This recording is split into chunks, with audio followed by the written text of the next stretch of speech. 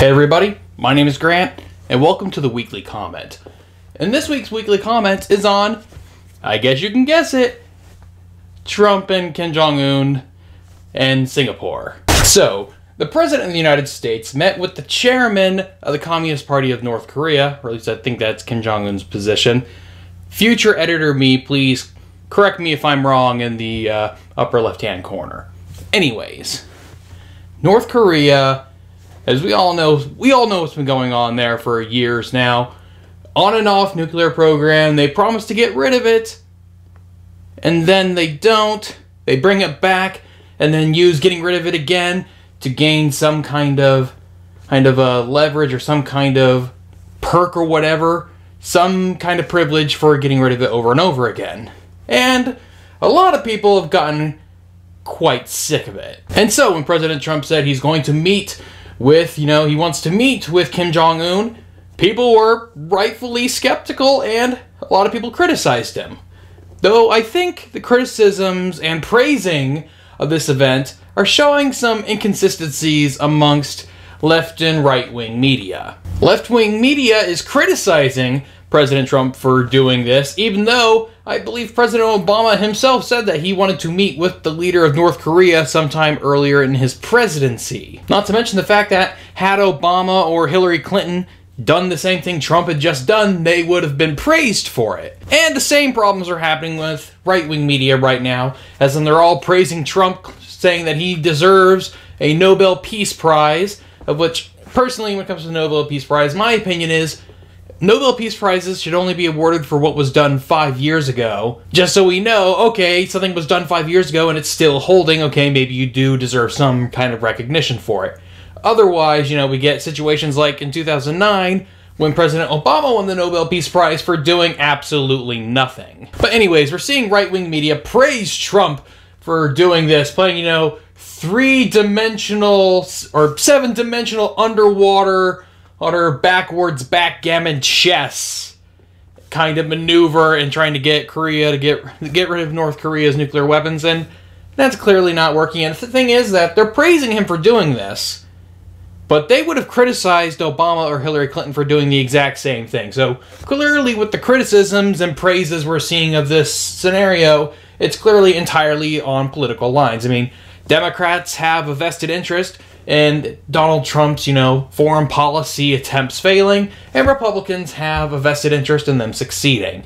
They have vested political interests in the president's success or failure, as is politics as always. But as to the question of, could this actually work? Well, there's reasons to think both. As mentioned earlier, North Korea has done this kind of thing before. They offer up the ending of their nuclear program or offer to end testing and whatnot in exchange for some kind of economic relief. We give them that economic relief, and then a few years later they start their program back up again. It happens over and over again. And China has been complicit in this plan as well, because China also gets stuff. Because we usually use China to get North Korea to back down from its stuff. And then China says, hey, if you loosen these sanctions on our weapon sales or whatever, we'll get North Korea to back down on this. And that's how it usually happens. Though I think the US is taking a bit more of a lead this time, though we've gotten the Chinese to go along, because I think the Chinese are also growing kind of tired of North Korea's shit. But could this work? Well, the thing is that what's going on now is a bit different.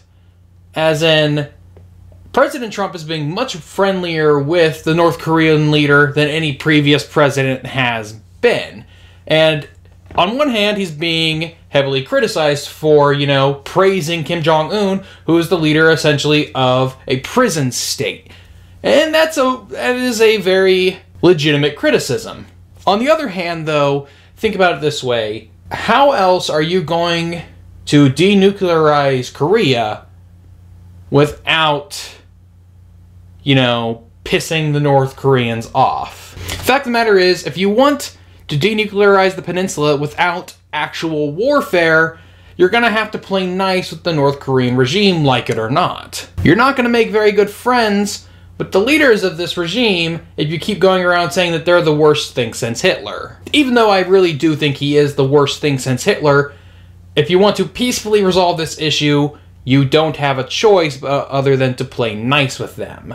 And so you see Donald Trump doing what he usually does. You know, he's flattering the person, making him think that he's a great guy and that you're going to be a hero of the world if you do this. And in a backwards kind of way, he will be, assuming he goes through with it, that is. But looking at this whole thing, looking at the way Trump is playing this, you know, building up Kim Jong-un, you know, because apparently, thanks to like a lot of information from like Dennis Rodman and then some other experts, apparently the North Korean leader really likes American pop culture. And as strange as that seems, that's actually not unprecedented for horrible dictators. You know, like Adolf Hitler's favorite movie was Gone with the Wind. And Joseph Stalin was known as being a big fan of cowboy movies. So it's not unheard of for, you know, brutal dictators to like American movies.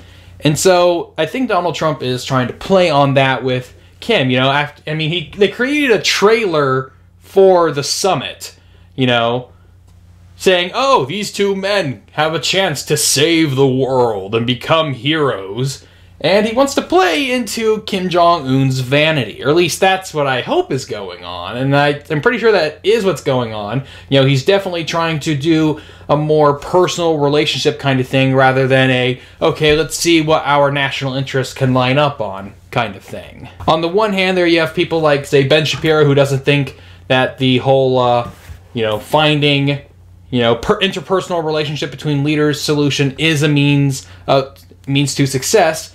On the other hand, I don't think there is any other means of success with North Korea. You know, it's like the President of the United States needs to have a good relationship with them if we want anything to happen, assuming, of course, that we're taking military intervention off the table. Anything short of military intervention is going to require playing nice with the Koreans. And so, with this almost feels like a kind of so crazy it just might work plan when it comes to Trump's attempts at denuclearizing the peninsula. But what do you think? Let me know your comments down below. Thanks for watching, and I'll see you next time.